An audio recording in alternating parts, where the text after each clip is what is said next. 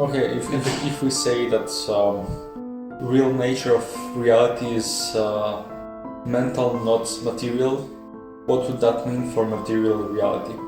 It's the way in which the mind of God chooses to identify itself. It's the way in which it informs itself about what it is. It's its vehicle of self-actualization. So a mathematical mind contemplates itself in order to really become, has to generate a vehicle for that self-knowledge. And it does that in the material reality, and then it puts itself, it generates sub-identities, humans, animals, selves, it puts into those material networks that form according to the kind of rules it mapped out for the game. And if it's a mind, then in order for reality to belong to that identity, that all the parts of it must also be mental. And then there's one mind replicating all these pieces of mind, and then these pieces come together, and bigger pieces of mind then come to inhabit those and move around them. And then there's one global mind encapsulating all of it in its internal mental processes. Spirituality. That's right. I have a thought about spirituality. That as we talked already, like that there is default value for humans that is value in power, and that is some kind of atheism. That will be like you don't believe in any higher values like beauty, truth, or justice. So you don't believe in that. You believe only in power, and that. Like that would be atheistic, and if someone says that he is spiritual, that would mean that he is trying to develop his own set of values, and that would be something like almost like Nietzsche and Ubermensch. That is like we are the people that are going to create our own values, and that is more in that kind of in that direction. So that would be my understanding of spirituality. That is not.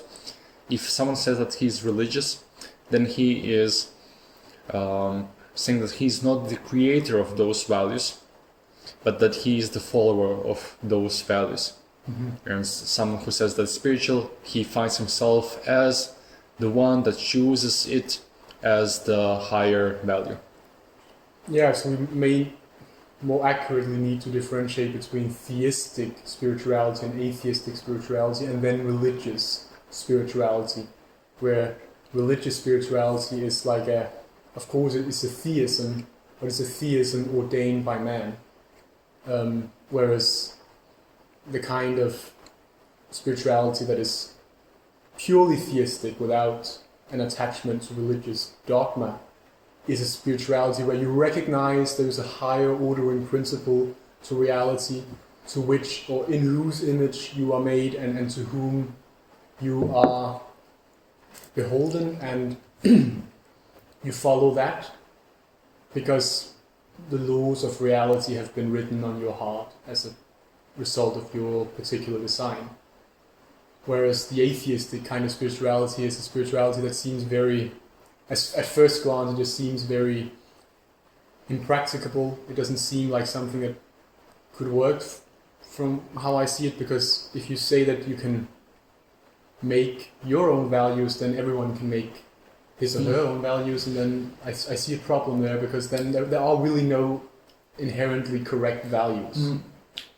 No, I would say that that would be agnostic kind of spirituality. That's like you are spiritual, and that you create your own values, that you are trying to find what would be maybe truth, maybe as people say your own truth, that you try to be spiritual, so that you're still thinking about values in society, values in your own life, but you're not adhering to any religious authorities. So the authority that you're following is yourself.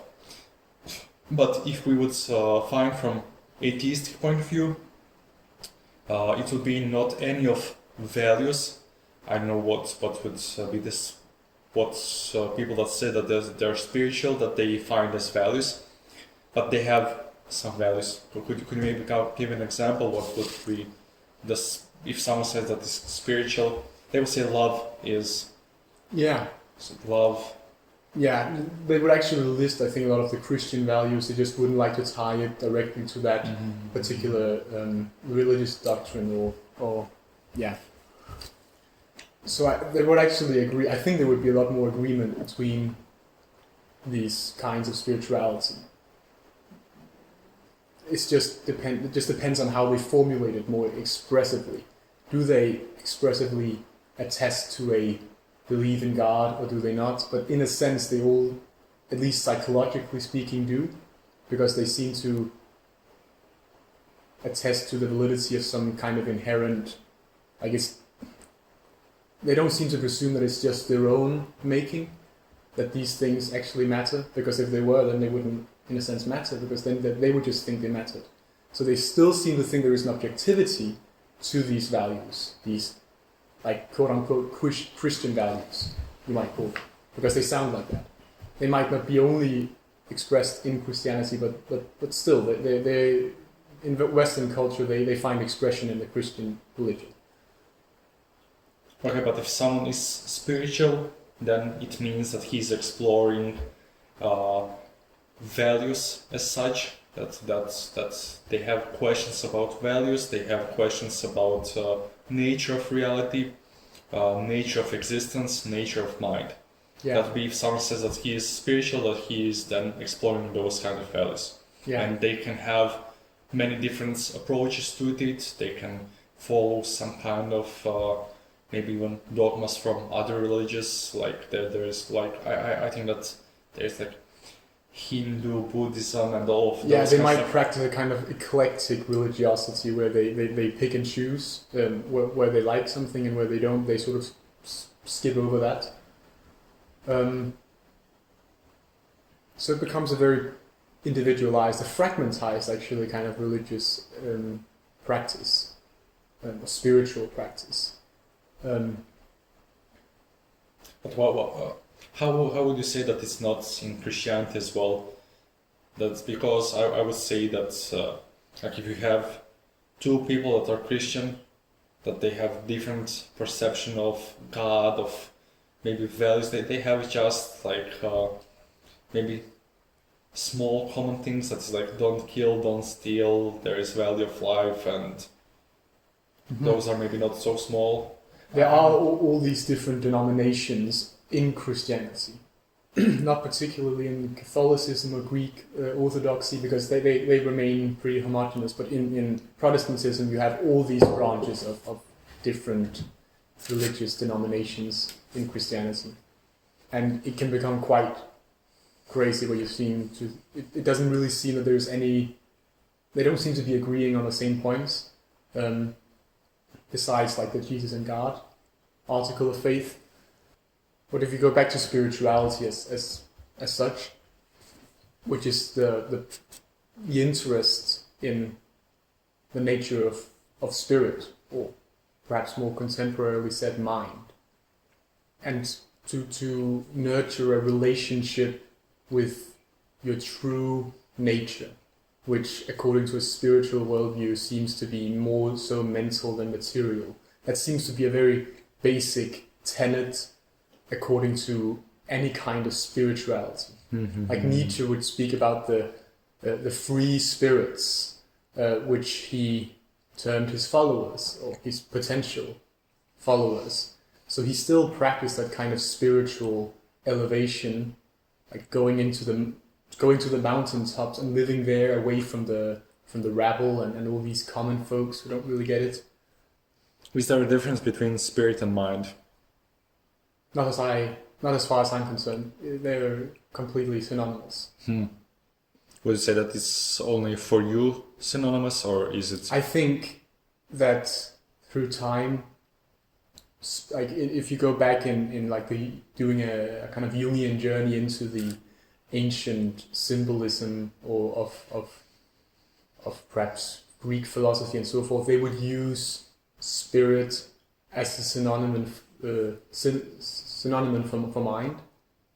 They might not have expressively said mind, or juxtaposed that with spirit, but you always see spirit as a very it assumes the characteristics of mind, like God when he breathes the spirit of life into the body of Adam, who was before just this piece of dirt assembled into or molded into a human form, and then like the spirit, like the ruach, I think would be the word, is blown into him and he's alive as a person. And the same with the Greek word psyche, actually comes from the word psychein, to breathe. So they would seem to say that spirit, the breath, to aspiration, to have ambition, to have drive would be connected to the breath of life.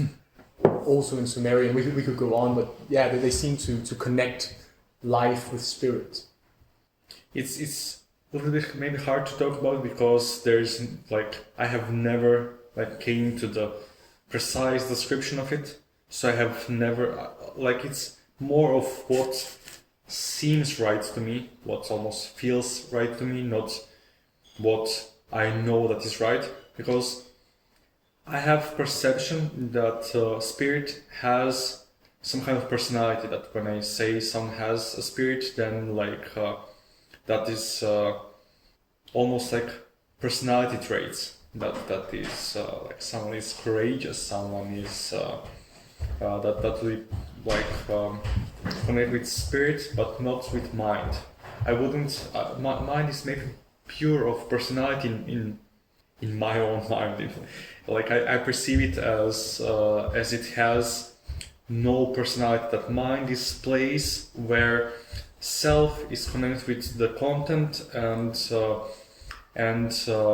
the content is comes through perception. And again, what you said already, in the present moment. So mind is present moment in which there is happening some kind of content that can be influenced by someone's personality, and there's self that perceives that content that is influenced with personality, and with maybe self can make choices, not I don't know how much, but yeah, so difference between self and with soul, spirit, and mind. So that's before for myself. How would you maybe, is that true? Well, to draw on a bit of Greek terminology, because I think they actually encapsulated what you just said, because they had different words for different kinds of different parts of the mind. They had nous, which would be the intellectual, purely the intellectual aspect of the mind. Then they would have thumos, where would be courage, and epithumia, which is like epithumos in a sense, like the impending kind of that would be the desire, the very deep Freudian aspect of the soul. So they had this stratified view of it, where different parts of the spirit, the soul, the mind. Is that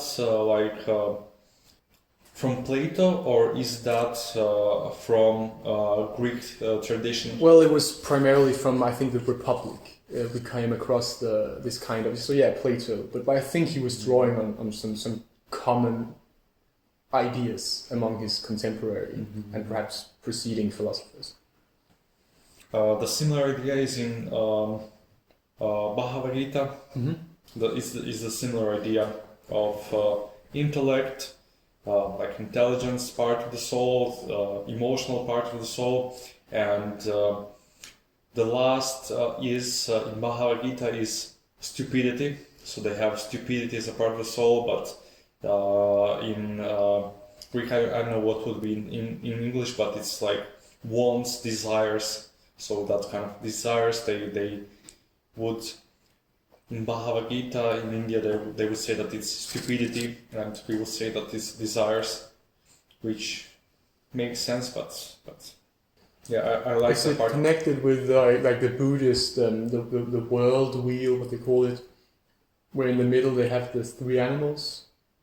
There are three different, like there's a pig, and there is a cock, and there is perhaps some kind of smart creature.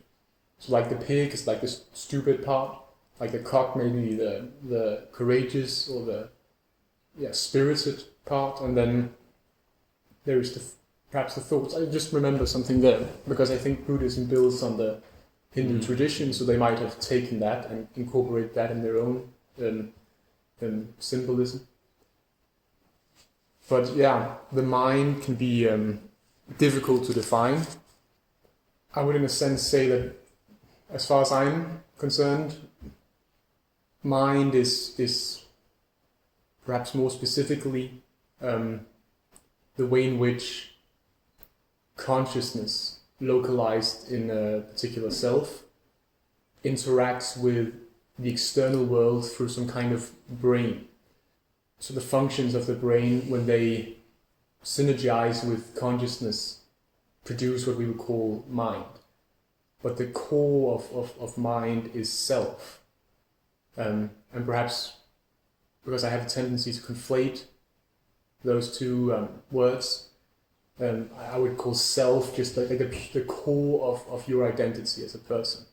And then the mind is how that conscious center unfolds within the framework of some kind of brain.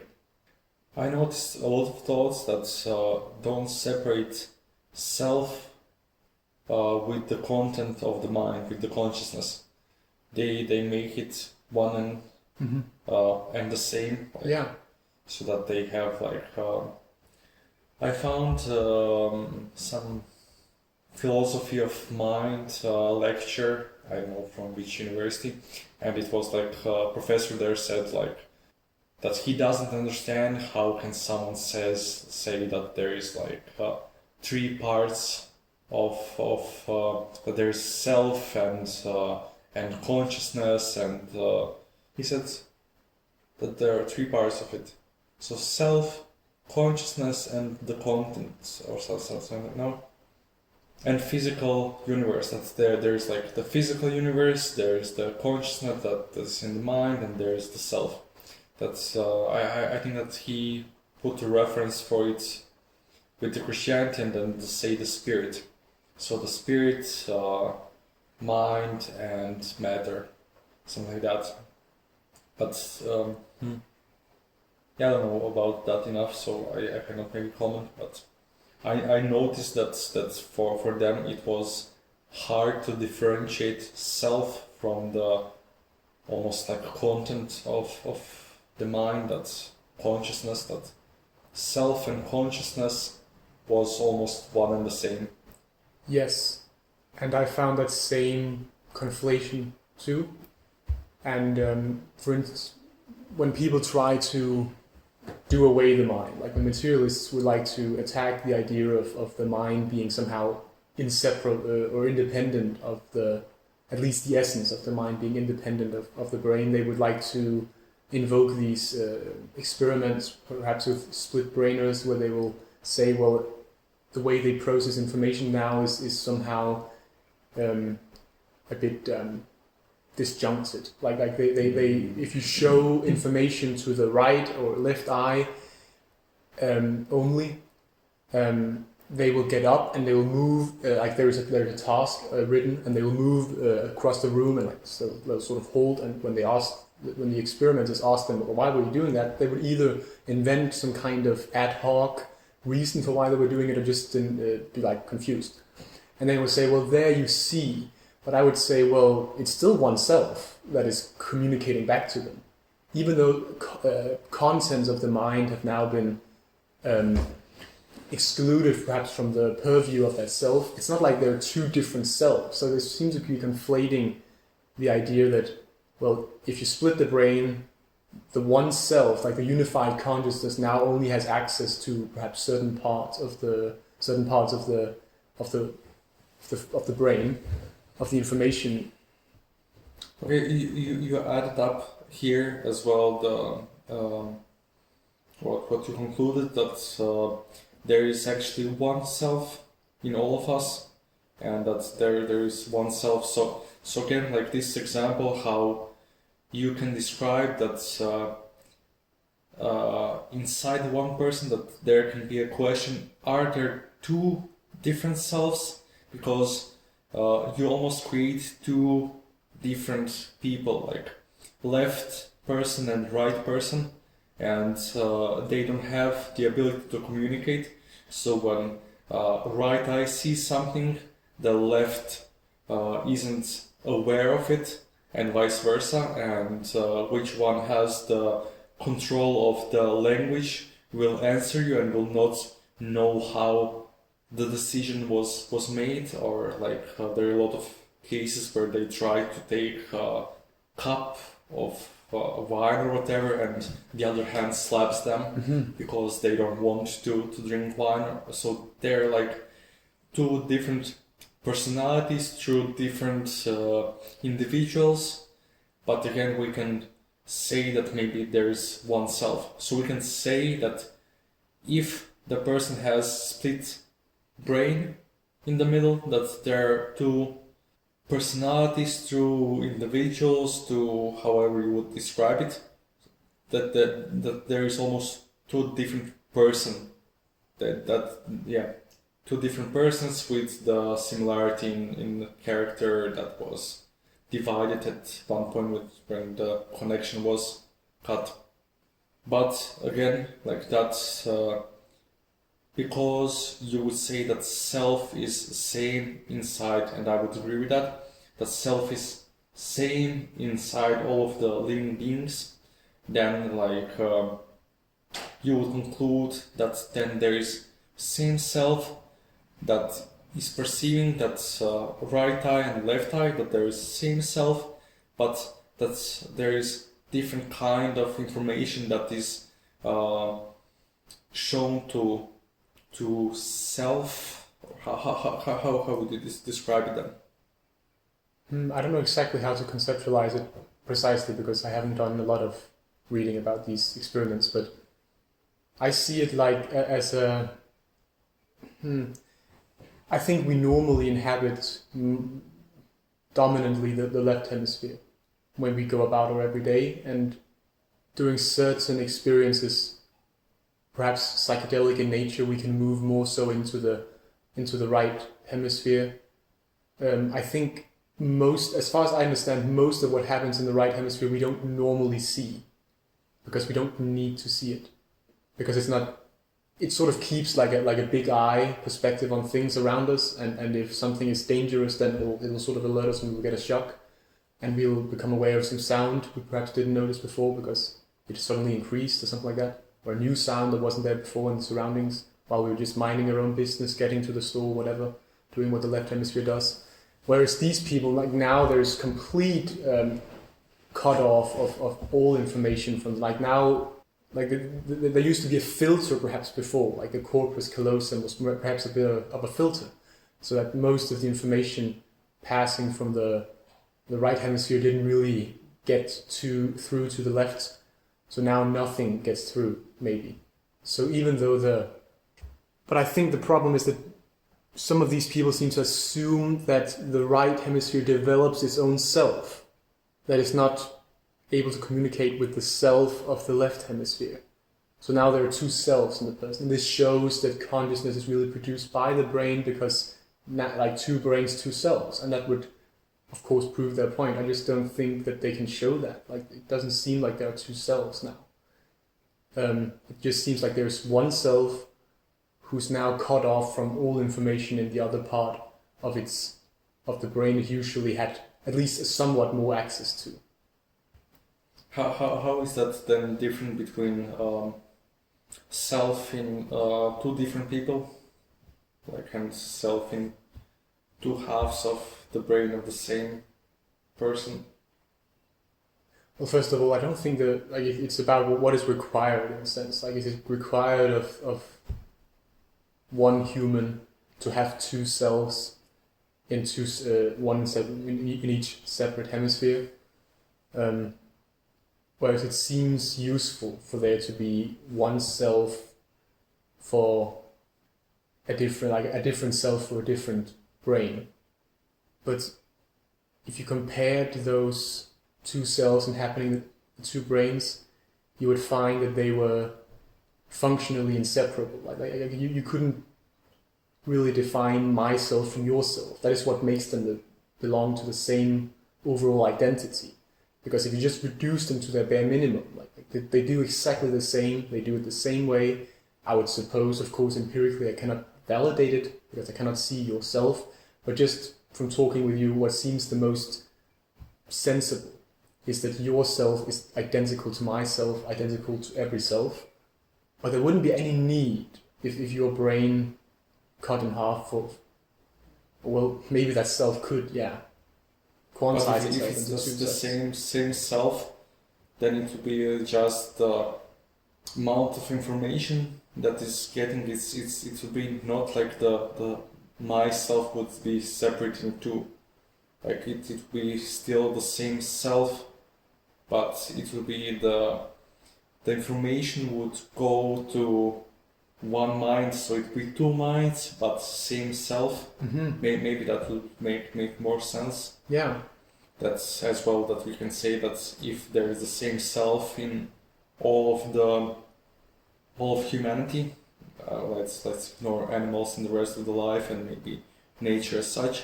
But if we focus on humanity, just humanity, then we can say maybe that there is one self, but each person has different content of their mind. So there is the same things, the things that are the same are that present moment, because every mind contains present moment. So for each one of us, each one of humans, everybody perceives reality and mind in the present moment. So there is present moment and there is content that is different, but the self is again the same. So present moment and the self are constants in all of the humanity for each one of us, but the contents are the different. Yeah, different genes, different brains, to some extent. Of course, more the same still than different. That accounts for all life in the universe, I would suppose. Even if we encountered aliens, you would still perhaps even conclude from a meta perspective that we are more the same than different. But yeah, different, at least in the details of it, different cerebral structures, different content of mind. So in that sense, consciousness interacting with brain alchemizes into some kind of mind. But I think, like, looking apart from all the split brain experiments and then like the way in which people used to conflate self with mind and cannot differentiate sensibly there between, I think my reason for disagreeing with the notion that the self and like the mind as such, but primarily the self can be produced by as a kind of mechanistic emergence from the brain, is that it doesn't act like a machine. That's the problem with the self. It doesn't behave like a machine, and it has a kind of coherence that you don't find in a machine. As you, I think, mentioned at some point, that you can really intoxicate yourself very heavily and the brain will be completely dull and your thoughts are not nearly as clear, but your sense of self is not impaired. Like, you still sit there behind it, even though the glasses are foggy with intoxication. You still see the fog just as clearly as you would have seen the world behind the glasses had you not been intoxicated. So even though you discombobulate the cerebral machine that the self inhabits in this kind of realm, the self itself is not really impaired by the disturbance that is put on its brain. And I think that makes perhaps the best case, the most precise case for why the mind is not a machine, at least when you reduce it to the self. Because I don't think people experience themselves as machines. I think that's why the materialists, they're stuck in a dogma. I think dogma is really when you take common sense experience and then you superimpose something on it so that everything is sort of twisted out of joint from something that looked very clear before. So given the fact that most people just automatically presume themselves to be free agents in the world, should make us think as an a priori standpoint that, yeah, that there's probably something about that you, and then investigate how that may be the case. I'm not sure that machines don't have mind and that they don't have self. That is not necessarily true with anything. Machine, like computer, can have mind and it can have self as well. If we say that reality as such has self, if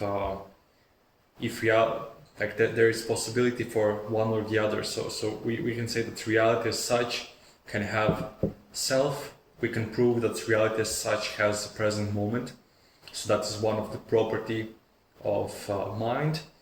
But if reality as such has self, we cannot prove that or disprove that. The thing that we can again have a question can have content. For every object, we know that there is some information that is coming to that object. We don't know if the object can perceive it in any way. The way that we perceive it is through our senses. We know that the chair doesn't have senses, but computer has some kind of senses of input. So if computer has its own present moment, and if computer has content, that it has input of it, is there a possibility that computer has self if it has typing input, audio input, video input? Is there then a self inside of the computer that perceives it?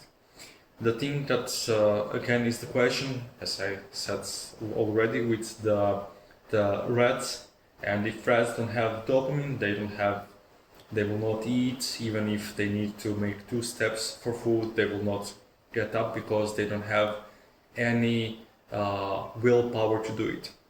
So they need to will to live, will to exist, willpower, and willpower for animals is connected with dopamine, serotonin, and probably some others, like some other things as well. But we know that computer doesn't have that kind of dopamine system, so that a computer could have self, could have content that it perceives, and computer could have already does have present moment.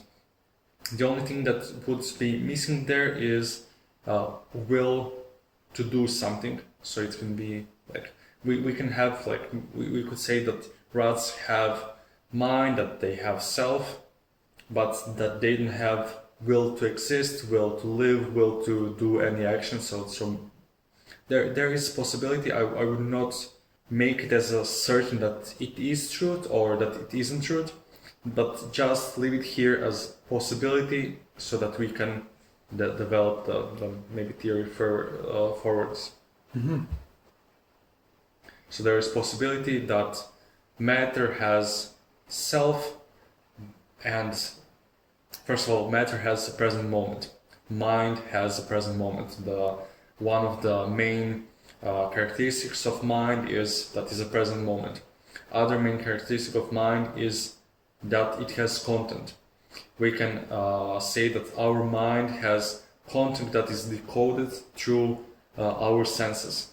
Maybe there is a content that we perceive that is not, that we aren't able to decode through our senses. So although that light comes and reflects from our heads, whatever, that we don't decode that, and because we don't decode that, it is just incoherent and we are not even aware of it. Maybe our minds do have content of it, but we are not, almost like we don't make it conscious, but it's subconscious. So if something is subconscious, is it mind or is it not? Okay. But there is a present moment for matter, and we can say that probably there is no content for it. But there is, or isn't self, we also cannot, first of all, is there self, is there content that matter perceives? And we can say that computers, if they have input, that there is some kind of content that is inside of that they have inputs, like we have senses that computers have senses that decodes the informational input that comes to it. So if there is content and there is present moment, is there self, and is it then a mind that computer possess? Is it like artificially created mind?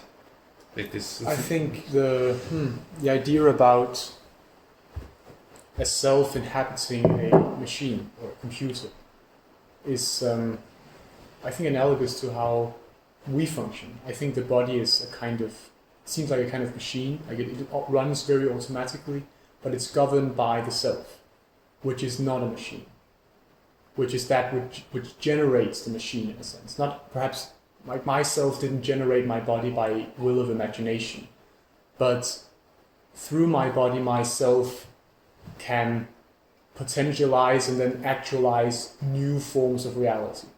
Of course, in a restricted manner. I work through a particular nervous system whose fundamental laws from nature have already been settled before I came to inhabit it.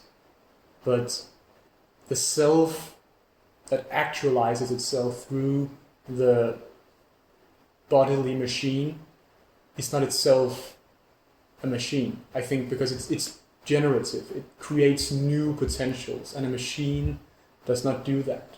It cannot innovate, it cannot potentialize, it cannot renew or reinvent itself. But could it do so if it had will? If there was something that would be equivalent to like dopamine receptors in our brain, and like that is something that obviously gives us will, is there the only difference between life and computers that computers don't have will? Like again, if you were the computer, like you have all of the information, like you can be the almost like the smartest being in the universe, but if you don't have will, why would you do anything? Like if you don't have any will, you wouldn't do anything. Like a rat, you would just wait there to die. Or if someone turns you off, turns you on, like you don't really care. Yeah, given the nature of your ontological confinement, like you not in embodying ultimate reality, you need some kind of.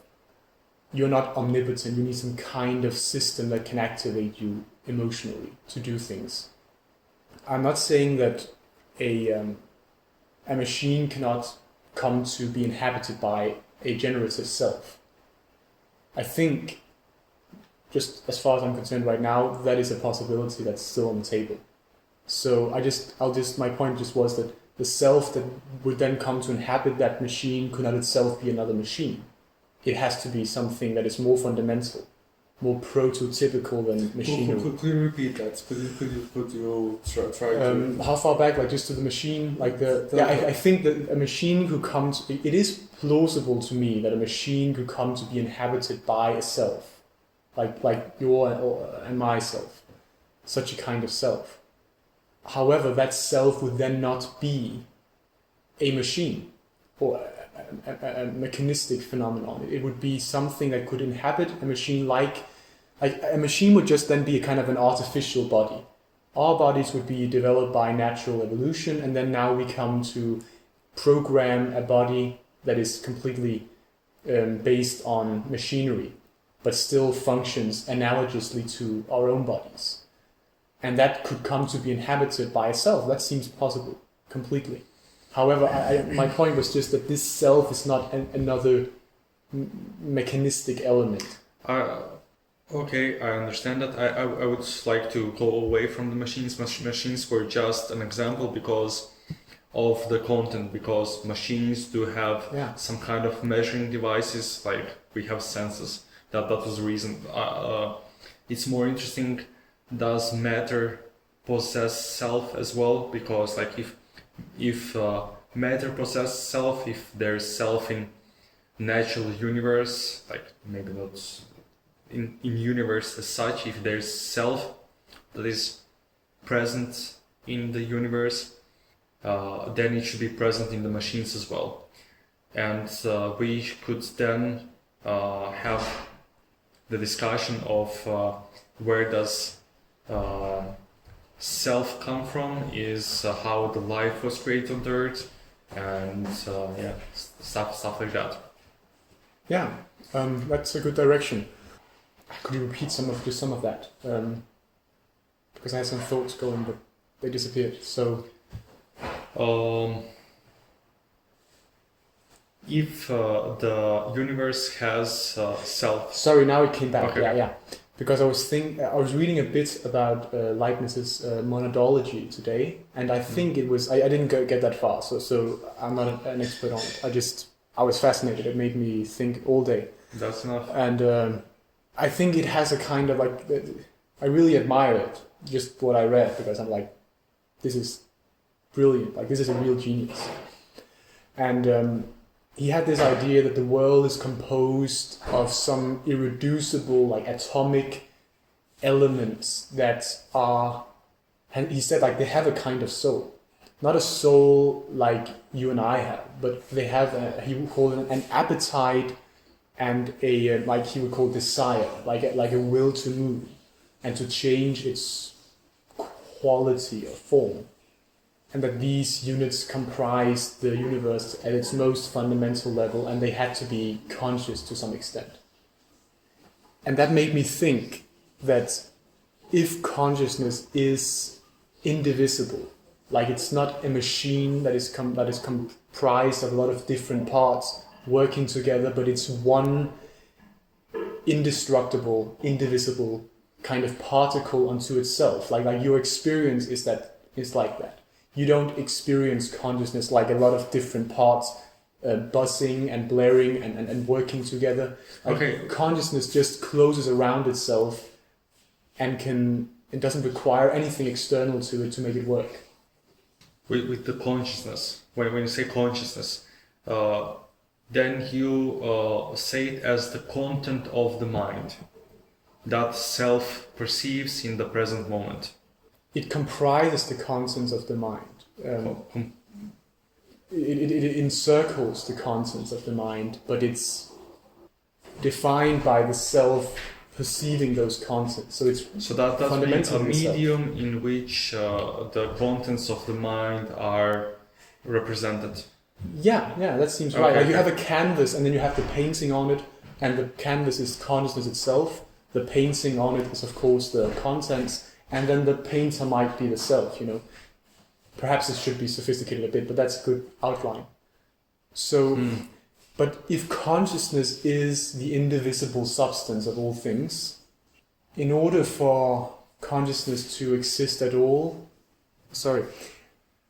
if the world is comprised by these indivisible conscious particles, like in a panpsychistic fashion, in order for your consciousness to be able to interact with the external world, there must be a kind of global conscious identity that binds your kind of self together under the umbrella with these smaller kinds of mini-selves, maybe. So it would seem that everything has a kind of self-perception. But there must be a global self-perception just circling all that into a box. You're going too fast for me. Like there are too many things that are not so clear. That we need to define it really well. Okay, so consciousness is the medium in which content of the mind is presented to the self. Would then consciousness, how is consciousness connected with the present moment? Because I would say the present moment is the medium in which present moment is the medium in which content of the mind is presented to the self, in which self perceives the content of the mind. So that is the present moment. Is there any difference between consciousness and the present moment? Because again, you said that consciousness doesn't not as such include the things that we are conscious of, but that is just a medium for, so it's a canvas without the painting on it. So canvas is the same in Mona Lisa and something that I would paint that is not even close to the Mona Lisa, or something that would maybe like anyone else paints. So consciousness is the medium. Is the medium the present moment? Yeah, it's one eternal moment in a sense. Is there a difference between consciousness and the present moment? Based on how you just laid it out, I don't think there would be. Is there any more?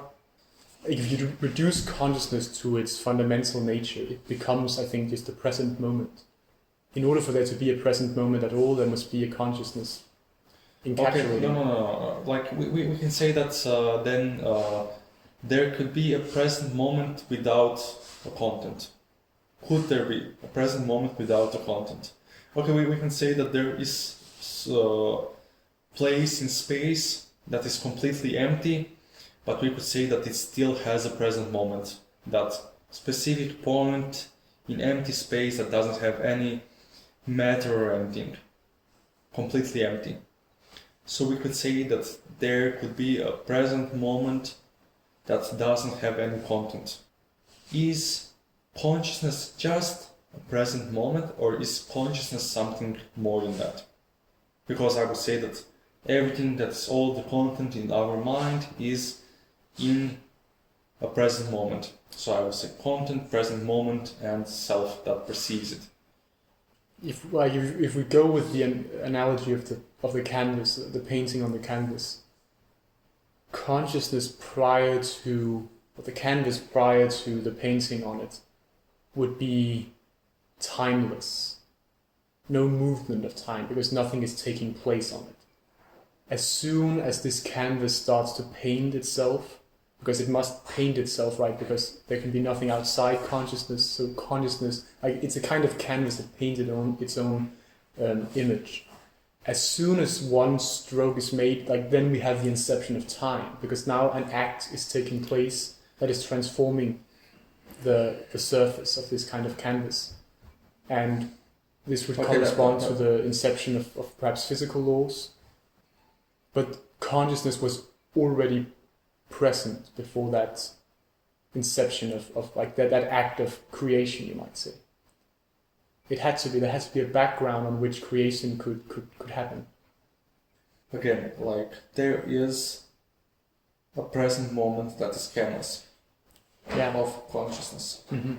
of mind as well, of content of the mind, because mind would include self as well. Like, that is consciousness is so we could say that consciousness would be the content of the mind. Does consciousness need to include self as well? Can there be consciousness without self? If there is a present moment, like we could all agree that, again, like we had discussion about it, that all that we perceive is on the distance, and that there is some time that it takes light to come to our eyes, and that everything that we perceive, because it took some time to come to our eyes, we perceive the past moment. But we concluded as well that the things that we observe not only are in the past moment, but they have their own present moment. That is, like, if we look at the sun, that is 8 minutes and 20 seconds. So sun has a present moment that for which it has passed 8 minutes and 20 seconds from the things that we perceive right now. So that there is, like, we perceive 8 minutes and 20 seconds. Okay, but the sun as such has its own present moment. If there is consciousness without the self, then it would mean that the canvas is empty, because there isn't a self that can perceive it, and it cannot create mind. And if mind, when mind exists, it has a present moment, self that perceives it, and content that self perceives. Yeah. That would be mind, at least in our cases. But consciousness does not include in its definition self with it. So it could be the content and the present moment. But can there be content without self to perceive it? I think it does include self. It does include self. Yes, that's absolutely necessary for there to be any kind of perception. But then, again, the thing where I agree completely, like that I don't doubt at all, is that matter has its own present moment. But I'm not sure if in that present moment is there consciousness or is there mind that's created? For me, mind and consciousness would be the same. Consciousness would just be a pure definition of mind. Like mind is when there is a kind of information network associated with it, with consciousness. However, consciousness can also be without the information network. So you might say, like, prior to the universe, to the creation of the universe, there was consciousness, but not mind, perhaps, at least according to how I define it right now. And in the moment that this kind of conscious being then actualizes itself by the inception of some physical laws, it creates its own mind, because now the contents are being defined with the syntax that shapes this, that gives form to this kind of concept. So like the canvas is just pure consciousness, and then the particular painting on it becomes its mind. Content of our mind is created by decoding the information inside the universe. No, not necessarily inside the universe, but inside what our senses decodes. Like our senses decodes as well when we are sleeping.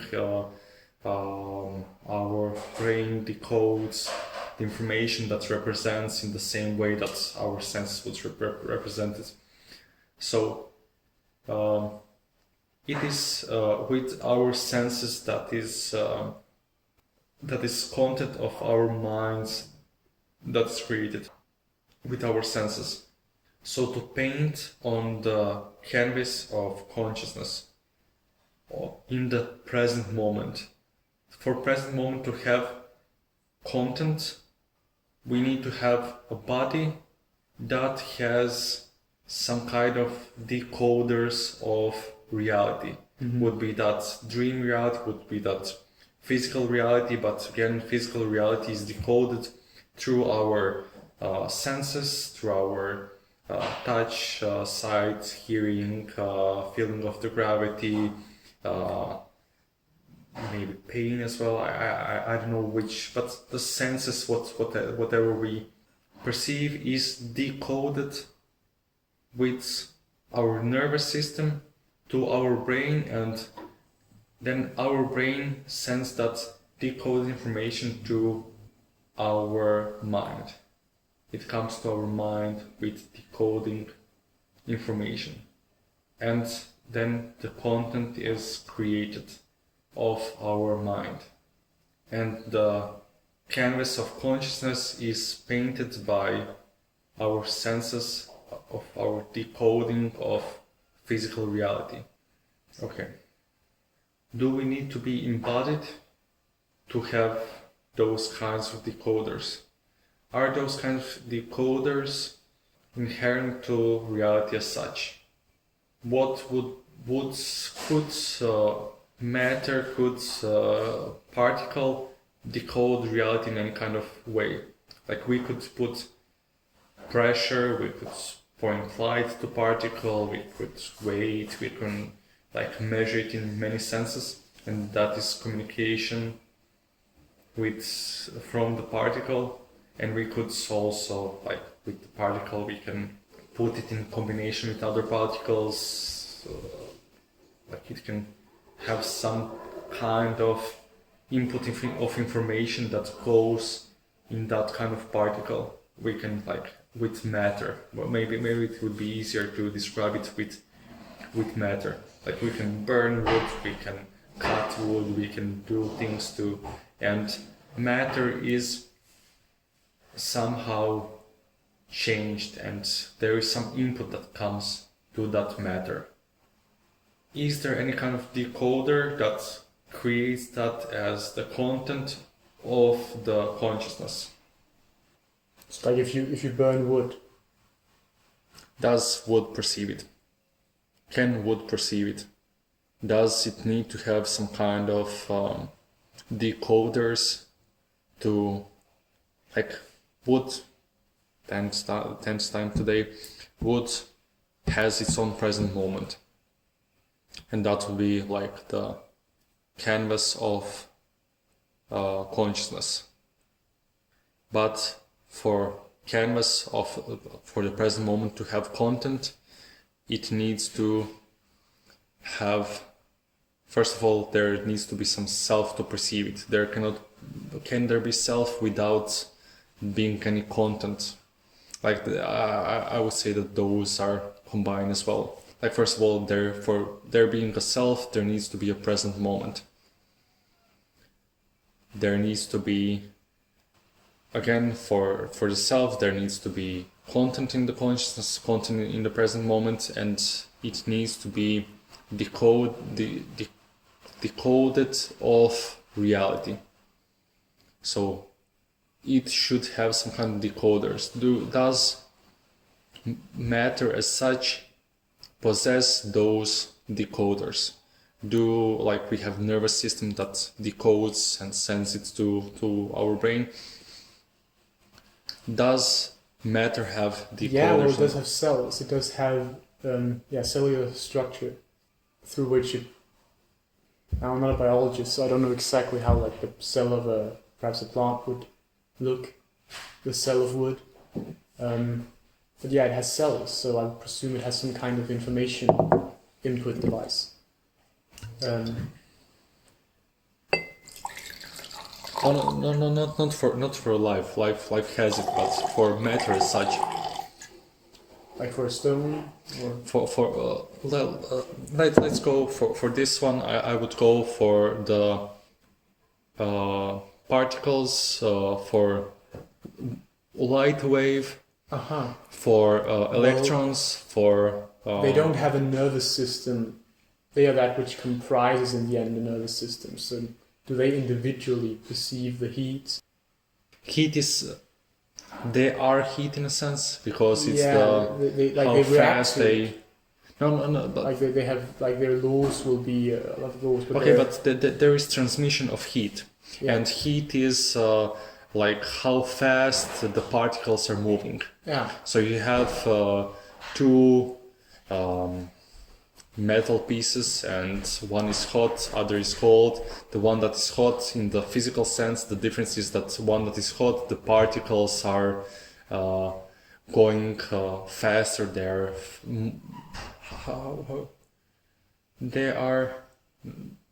They're moving faster. That's the speed of the particles of oscillation. Would that be the right? Yeah, that sounds right. So that we oscillation of the particles of some material. So in a sense, like there is information that goes from one particle to the other, and that is with kind of oscillation that will be the heat.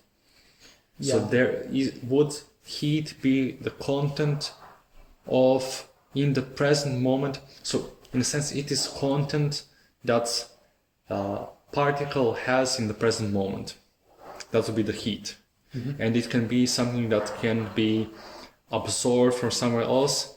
Is that the way that particle decodes reality around itself, and in a sense that the canvas of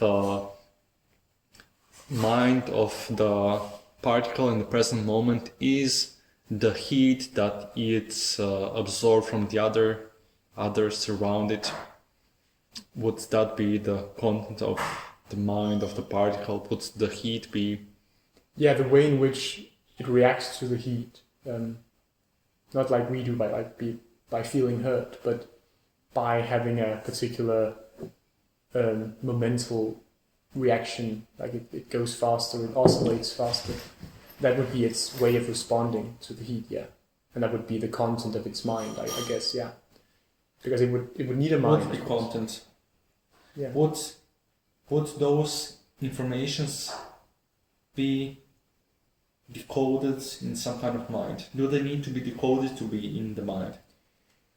I think I would take it from the other way and saying if there's mind at all and this mind cannot be mechanistically composed, then there must be a global mental identity to reality that has to replicate itself everywhere in order for reality to work at all. So I go more from a top-down perspective. You lost me. Could you describe it in other? Yeah. If we start with the mind and we declare it to be closed or consistent unto itself in a way that a machine is not, then the machine has mind. Then in order for anything, even a machine to exist, all the parts of it, like, you can just start with your own mind and say, how does this mind behave? What does it look like? Well, it's completely, it seems self-composed. It doesn't lack anything it would lack in order to function. It doesn't have to be adjusted. It doesn't have, like, you don't have to do anything to it. It just works for some reason. So it's completely self-consistent, closed unto itself. It doesn't require an external input in order for it to work, whereas a machine has to be completely or continuously adjusted and you have to put it together exactly the right way. The mind just puts itself together in a sense. Therefore, in order for you to have a mind, there must be, all of reality must have a global kind of mind in order for it to be closed unto itself, because the mind is so. And this mind must be at the highest level of reality and at the lowest level of reality. So everything in reality must have a form of self-perception that is proportionate to the kind of the locality or the local boxing in of this kind of entity. So a quantum particle, very low self-perceptual capacity. A secondary tello like you and me would have much higher compared to that, and then the global self of reality would have a kind of consciousness that is unfathomable. Okay, but let's go through that argument.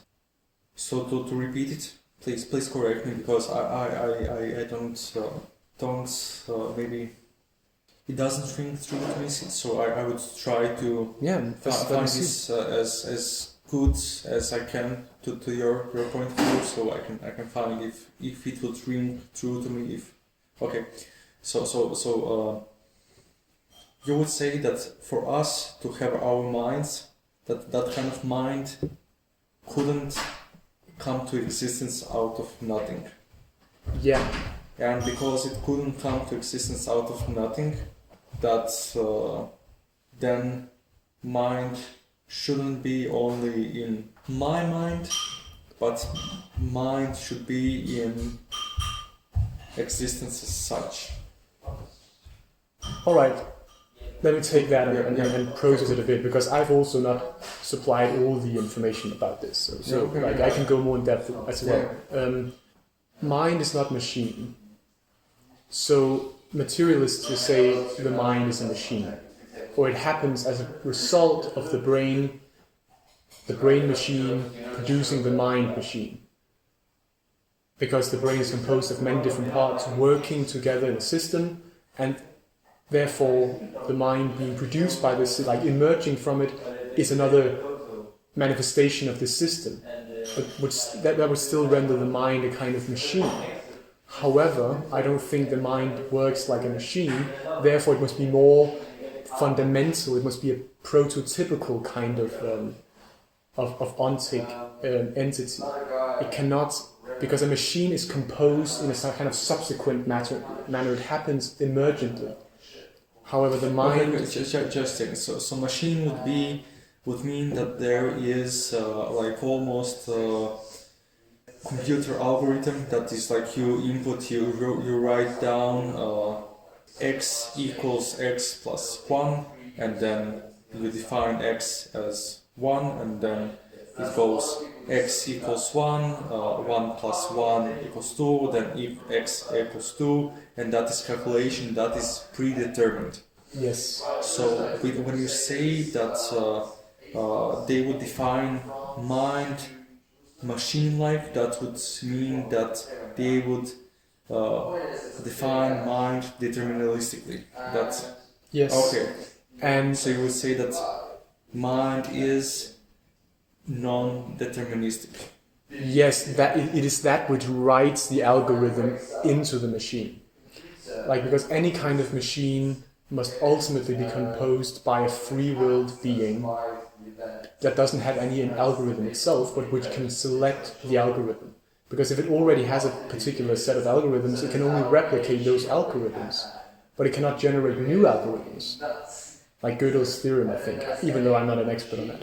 I think it says some of the same. Like, a machine is not enough. Like, Einstein believed in God in the sense, I think maybe he understood that if the universe is a machine, that machine must be programmed by something that is not itself a machine.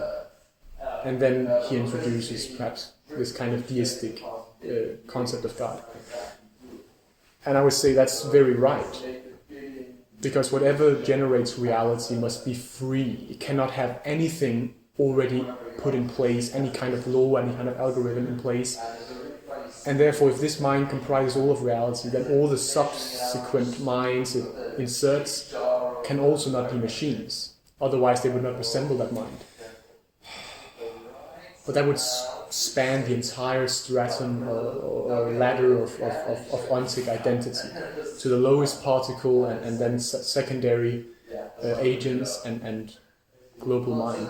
That seems only as argument that our mind is not deterministic. That is maybe free will argument, not anything else. I think but again, more. like nature, in a sense, we can create in nature machines that are following the rules as they're presented. We can take wood, we can dry it a little bit, and we can burn it. And it will start burning. We can heat our house. We can put almost like an algorithm, like wood plus heat equals fire or whatever. Like we can put that almost in algorithmic sense. So we can say that nature is determined in, like, at least dead nature is determined. Like a piece of wood is determined. Like if we put it into maybe soil with the mushrooms where with moisture, it is going to be prone for that mushrooms will grow in it. If we burn it, if mushrooms grow in it, it will not be determined. How mushrooms would grow, would there be other mushrooms? Like I could say that then we can argue that mushrooms as well have some kind of free will, but I wouldn't say that piece of wood that is dried out, that is dead, has freedom of choice. It doesn't have a self-modulative capacity to change its own form. But it doesn't mean that it doesn't have a kind of free will appropriate to its capacity, to its. But I think you don't see the implications of what I just said about the mind not being a machine. Because if the universe does behave like a machine and the mind is not another part of that machinery. Just a second. You're skipping steps. I need to go step by step. Like again, you say that the mind is not predetermined, and because materialists make error that they say mind is predetermined, then we can say they're wrong.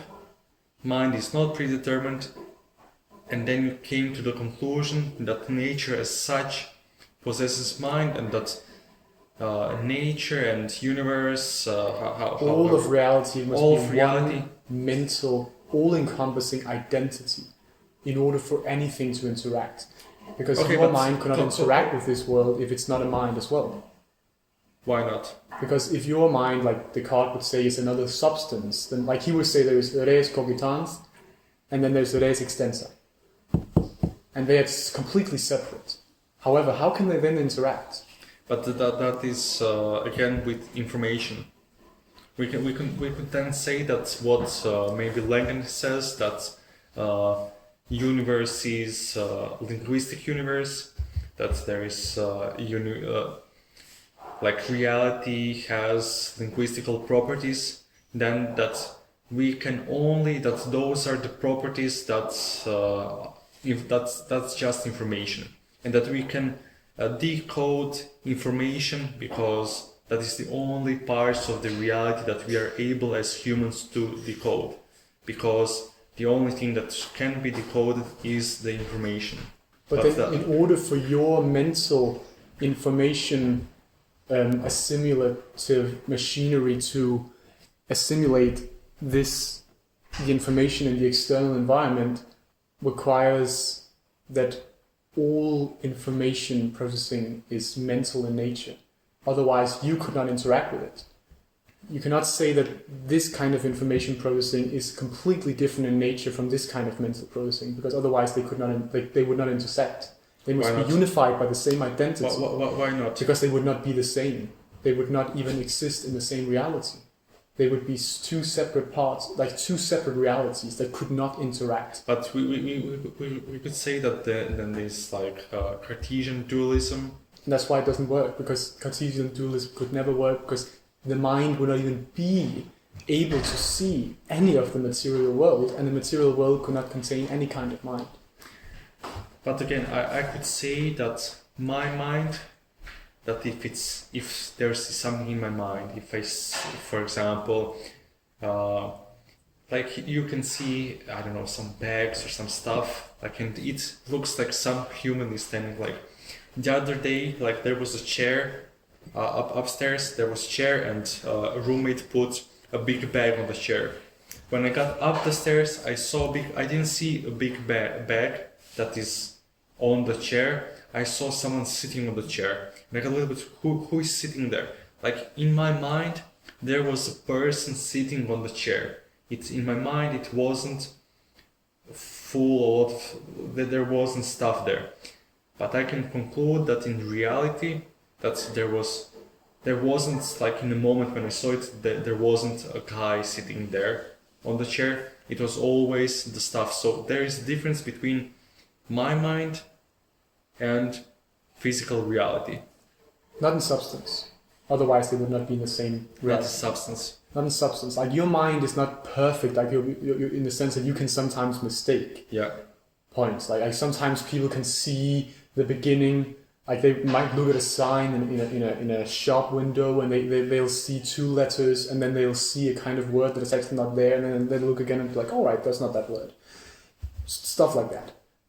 But you still saw a sign and you saw two letters, and then your brain made an auto response, like an automatism, just rolled out some kind of encoded piece of knowledge, and then superimposed that on the actual reality. That can happen, but you could actually interact with that shop. You could go into it.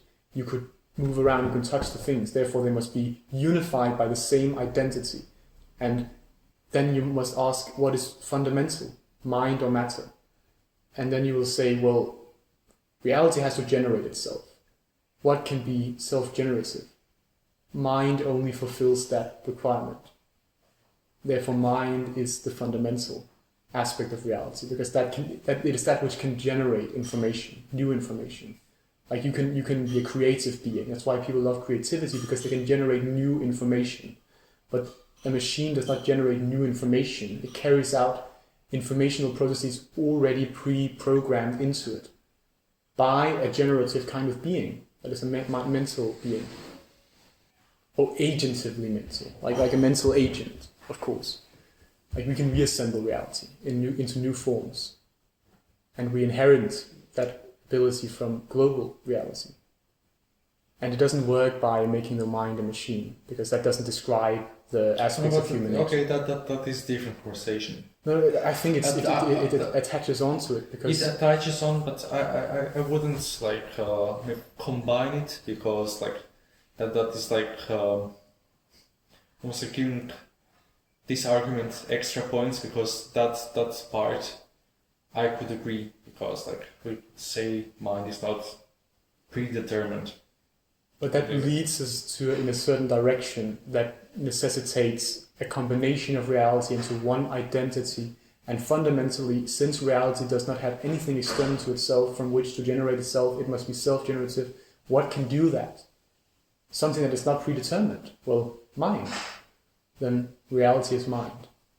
A one global mind that endomorphically replicates itself across all these different particles that come together in networks, and then some kind of secondary agents of minds inhabit those and move them around. But they must all contain mind in order for any of it to interact with each other. That's my point. Okay, I would try to... Want to take a short break, just catch some air?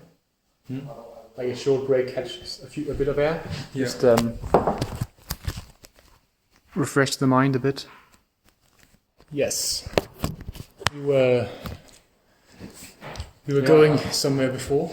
Yeah, I will attack you right now. Yes, I'm ready. Are you? Maybe not. We'll see. First, the problem with that kind of argument is because it's the same argument that materialists have.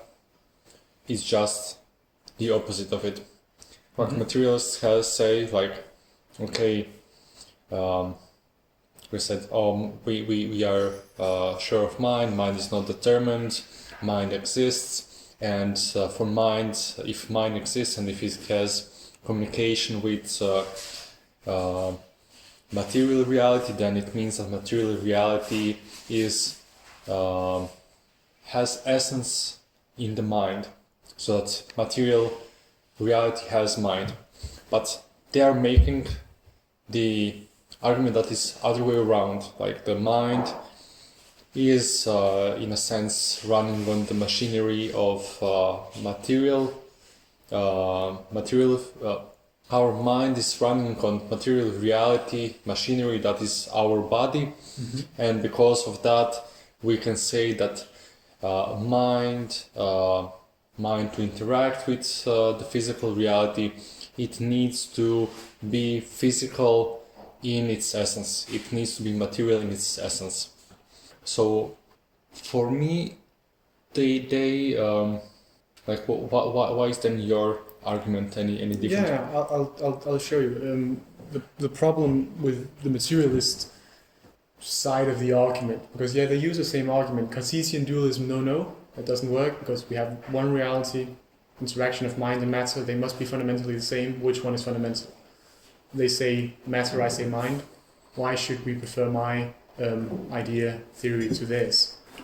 And the reason, I think, is best provided by the CTMU, at least this, the parts of it I understand, is that because reality cannot be a machine, because a machine must already be programmed. So something must program the machine, or at least to justify its selected nature. Why these physical laws and not those, and so forth. So something, since reality comes from nothing, or nothing not in a sense that there's, that's a tricky word. Reality comes from potential rather than something that is already there. So there's a selection mechanism. And now I say mechanism, that's not a good word, but there's a selection function to reality, to any particular state of affairs in reality. Materialists try to reduce reality to information and material. However, if you just have as a starting point a fundamental set of material information states that then are sort of responsible for the subsequent material information states, then you have the problem of why those information states? What selected those? And well, they were just there, but that doesn't seem like a good solution. That just seems like you're just arbitrarily giving precedence to these laws over another particular set of laws. You don't have any reason for why they should be there. How would... No law justifies itself, that's the problem. It doesn't. A law cannot justify its own nature. Rupert Sheldrake has a comment that it's not the laws of reality, but habits of reality. So that is not the law, but it's something like in your own life, when you start doing something, when you start eating sweets, you almost cannot stop doing it. And as well, that the physics, in a sense, doesn't have laws of physics, but it has habits of physics, and that they could change in the same way how it's really hard for me to stop eating sugar. Like, I cannot do that. In the same way, it's hard for nature to change its own habits. And for us as humans, because like we measured for the last like maybe 200 years, that we have something that is maybe serious as a science, let's say 1,000 year, 2,000, whatever, 3,000, it's still like, it's maybe not enough for a reality to change its habits. But even if it changes habits, how did it do that? How did it change the laws? Because I agree with you that laws are essentially patterns we observe and then we generalize them. But again, how come those habits occupy the state of affairs of reality? How were they selected? Because again, they don't justify their own nature. That's the problem. Laws do not, or habits do not justify themselves. They are constrained on reality. Like a particular selection, I like to view them as. But any kind of selection must be reduced to that which selects it. However, fundamentally speaking, that which selects a habit of reality, of nature, cannot itself have any inherent habits in its own nature.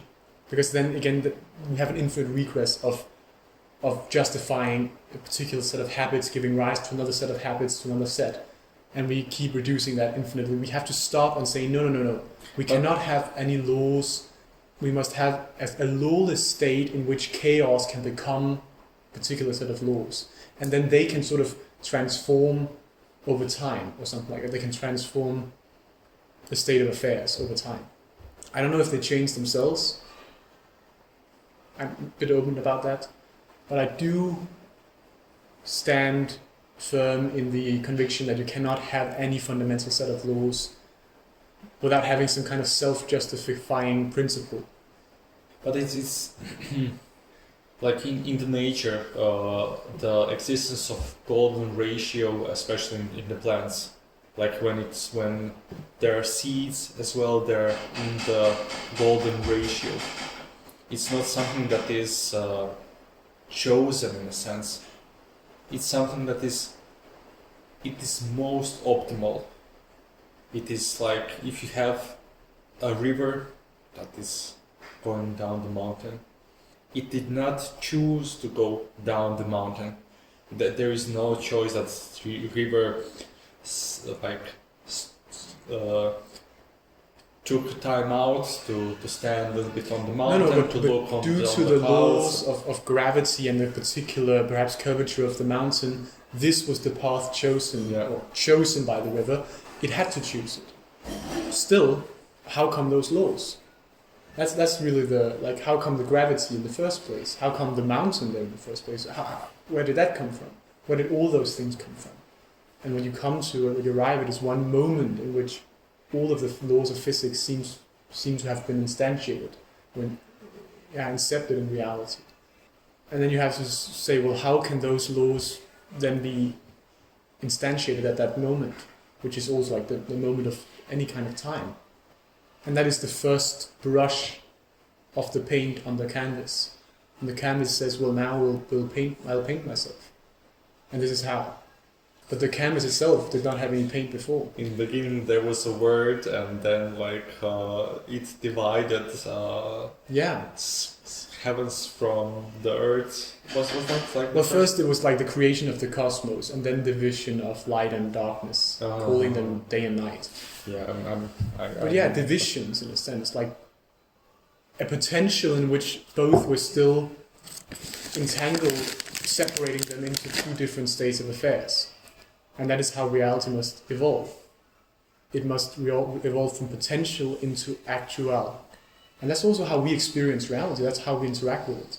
It's only a secondary kind of reasoning process, very dogmatic in nature, that says, well, no, we must be machines, even though we experience ourselves to be creative beings that can paint a painting, that can compose a new kind of music, of course working with some kind of laws of harmony and paint. When you mix it, it becomes different colors, and like you have a set of rules. Like it's like a game of chess that has to comprise itself. And then each piece in the chess game can move around according to the moves it's able to make. It can choose whether it wants to go to the left or the right, but it cannot just move an infinite amount of what do you call those? Yeah, Squares. yeah, squares around across the board. But in the beginning, there were no chess rules. There were no squares. There were no bricks or pieces of the chess game. Those had to be composed by the board itself. And then I would say, well, matter doesn't really seem a fit candidate for that kind of process, because matter is exactly that which is defined as information when an observer makes a registration. It seems to me a little bit like, for now, it seems like taking like one step, saying, okay, this is true, and then taking 10 steps without taking each step, and then say like, oh yeah, on the 20th step there is something that is not explained by something else, therefore there is mind is an essence. I would like to go there much slower. Like it's not like I disagree with it. Like I also think they have to, the steps can be more accurately mapped out. I'm still working through, but I still see when I arrive at that end, I cannot have any set of laws there, because who instantiated those laws? Like did they instantiate themselves? No. But those I would say that those are not. It's almost different kind of question. Like it's almost like it needs to be really specified a little bit more for me. That it's. First of all, reality in its global extent must be agented. It must be self-causal, because again, there's nothing it can draw from outside of itself. By nature, it's composed and comprised. Therefore, reality must be an agent of sorts. Then, what is the identity of that agent? Is it material or mental? Which is formal? Well, it cannot be a machine, because that has to be justified. And it cannot be justified by anything external to reality. So reality cannot be a machine, because there's no being external to reality that could justify that machine. So it has to be, if it wants it to be a machine, it must make itself into a machine, but that makes it something more than a machine. In a chess, of course, if you're playing against someone that is good in chess, if you see all the moves and you see that you lost, then you don't play game anymore. And if it was predetermined, there wouldn't be any sense of playing the game if it's already okay. Yeah, in couldn't the 10 moves. be predetermined. So if it was predetermined, that seems like that's, yeah. But again, predetermined by what? Because there's again nothing external to the chess game that could determine it. It has to determine its own nature, and that doesn't mean that it cannot, and it can just do that in any way. Like it has to choose certain non-paradoxical rules so that it can actually work. It doesn't cancel itself out. It cannot make minus in the end because it has to make a plus. So like it has to use certain rules, but reality cannot be predetermined because there's nothing outside of it that determines it. So it determines itself, and it is a self-causal loop that keeps going. And it might generate other loops, like perhaps threads into itself that then become loops that generate ever more into itself new loops. But they are all self-actuated. Again, because it can draw from no external influence. Then what is the identity of that agency? And I would say, well, it has to be mental, because the mental is comprised, it's closed onto itself. It doesn't, when you experience reality, you just experience it completely sufficiently. There's no holes in consciousness. Okay, if we say that real nature of reality is mental, not material, what would that mean for material reality? How could we then describe like material reality with that? It's the way in which the mind of God chooses to identify itself. It's the way in which it informs itself about what it is. It's its vehicle of self-actualization. Like information needs some kind of embodiment, because information, purely abstract, like pure mathematics, needs some kind of material state of affairs to map onto in order to have any potency.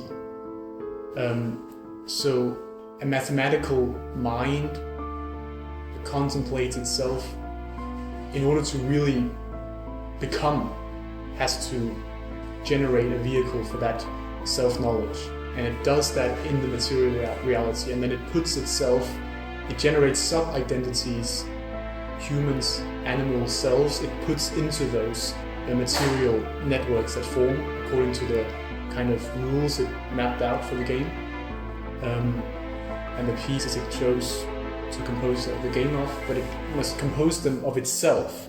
And if it's a mind, then in order for